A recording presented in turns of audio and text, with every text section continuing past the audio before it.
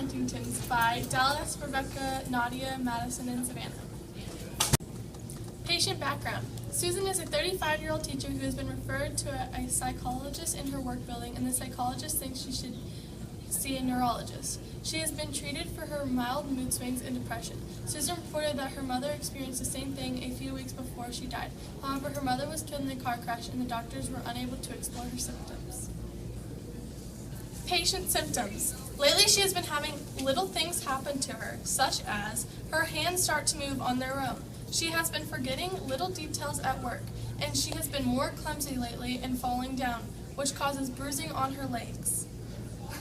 For evidence to diagnosis, we knew that Susan had Huntington's disease because all of her symptoms aligned with common side effects of the disease.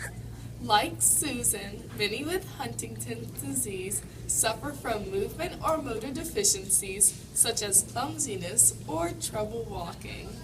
Also, they suffer from mental disorders, explaining Susan's depression and mood swings. Memory loss leading to dementia also aligns with Susan's symptoms. Additionally, involuntary movement, often found in those with Huntington's disease, explains Susan's dancing hands and feet. What causes Huntington's disease? Huntington's disease is caused by a faulty gene on the 4th chromosome in DNA. The normal version of this gene produces a protein called Huntington. The faulty gene contains an abnormal region of CAG repeats, leading to Huntington's disease. If one parent has Huntington's disease and the other does not, there is a 50% chance that the child will have Huntington's. If both carry the gene, the child has a 100% chance of getting the disease. How it's linked to communication errors. Huntington's disease causes communication errors in the body because it causes the brain's nerve cells to gradually break down by creating too many copies of a certain gene sequence. This makes the cells unable to function properly and make communication errors. Because the cells are considered defective, they are destroyed within the body. There are fewer and fewer nerve cells in the body, creating a larger distance the signals have to cover with less cells to send them. This causes delayed, distorted, and disrupted signals throughout the nervous system, causing the many symptoms such as imbalance, forgetfulness, and tremors in the hands and feet.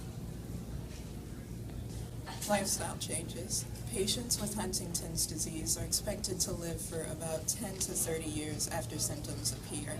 Many often hire a caregiver to make sure that their safety isn't compromised by their failing motor function.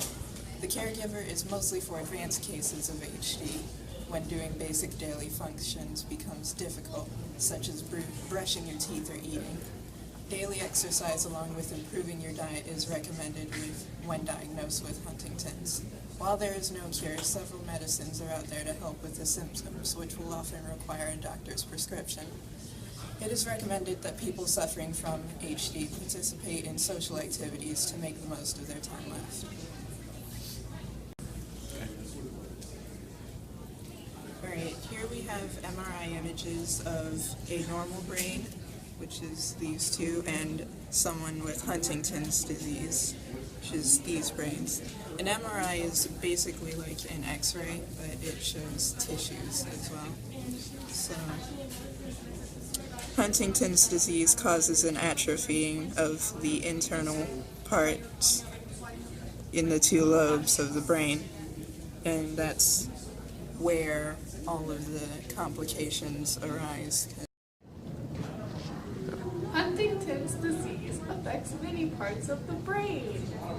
The amygdala contributes to the symptoms of depression, mood swings, and memory loss. The hippocampus contributes to memory loss.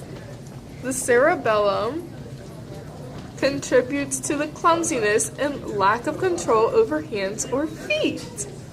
The parietal lobe contributes to the lack of control over hands and or feet. The frontal lobe contributes to depression and mood swings, and the motor cortex contributes to clumsiness and lack of control over hands and or feet. One career that can aid those with Huntington's disease is a genetic counselor. Because Huntington's disease is a hereditary disease, any patient who is planning on having a child has a possibility of giving that gene to their children. So the genetic counselor would present options to make sure that their child is free of the disease.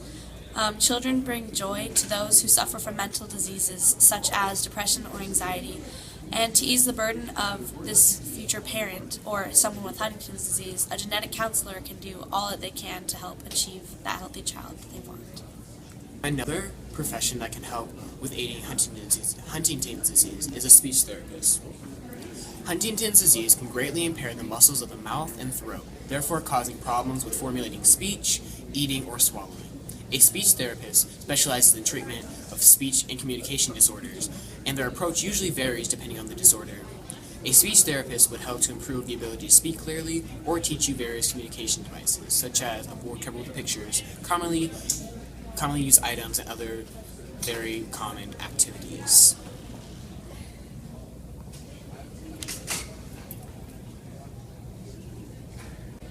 Thanks to these beautiful citations, we are able to complete this project brought to you by all these citations here. Thank you.